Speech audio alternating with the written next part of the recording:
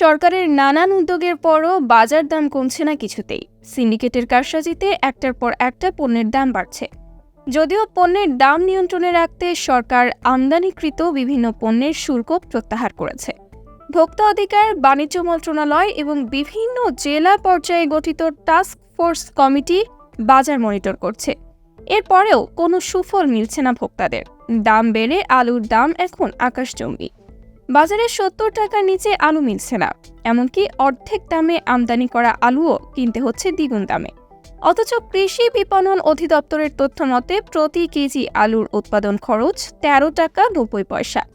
উৎপাদক পর্যায়ে ১ কেজি আলু বিক্রি হওয়ার কথা ১৯ টাকা ৪৮ পয়সা, আর পাইকারিতে ১ কেজি আলু বিক্রি হওয়ার কথা ২৩ টাকা ৩০ পয়সা। সব ধরনের খরচ মিলে ১ কেজি আলুর সর্বোচ্চ দাম হতে পারে ৪৬ টাকা। বাজারের দাম বাড়িয়ে প্রতি কেজি বাকি ২৪ টাকা হাতিয়ে নিচ্ছে সিন্ডিকেট সদস্যরা। সরকারের ট্রেডিং কর্পোরেশন অব বাংলাদেশ সর্বশেষ তথ্য মতে বাজারে প্রতি কেজি আলু বিক্রি হচ্ছে ৬৫ থেকে ৭৫ টাকায়। গত সপ্তাহে ছিল ৬৫ থেকে ৭০ টাকা। গত বছর এ সময়ে আলুর দাম ছিল ৪৫ থেকে ৫০ টাকা। কৃষি বিপণন অধিদপ্তর জানায় ভোক্তা পর্যায়ে আলুর যৌক্তিক দাম ৪৬ টাকা। তাদের মতে বর্তমানে বাজারে প্রতি কেজি আলু বিক্রি হচ্ছে ৬৮ থেকে ৭০ টাকা। শুল্ক কমানোর আগে এই আলু বিক্রি হয়েছে ৫০ থেকে ৬০ টাকায়। ১ মাস আগেও আলু বিক্রি হয়েছে ৫০ থেকে ৬০ টাকা। আর গত বছরের এই সময় আলুর দাম ছিল ৪৮ থেকে ৫০ টাকা।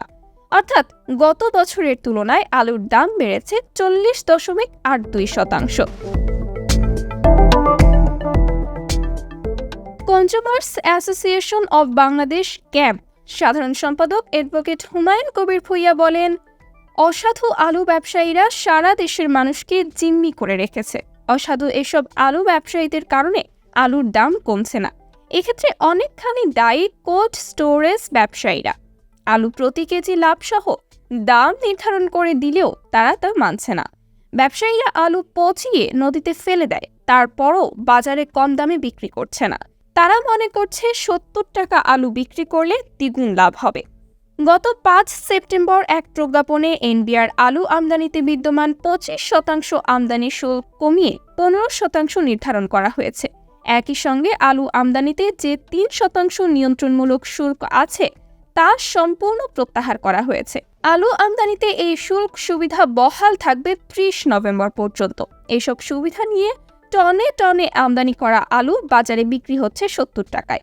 অর্থাৎ আমদানিতে সুফলও পাচ্ছেন না সাধারণ মানুষ।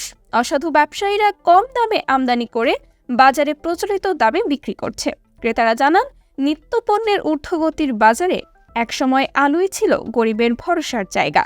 তবে সিন্ডিকেট করে আবারও আলুর বাজার অস্থিতিশীল করার চেষ্টা চলছে। ব্যবসায়ীরা কম দামে যেসব আলু আমদানি করে সেসব আলুও বাজারে ৭০ টাকার নিচে মিলছে না। হাজার হাজার টন আলু আমদানি করে তারা বাজারে বেশি দামে বিক্রি করছে।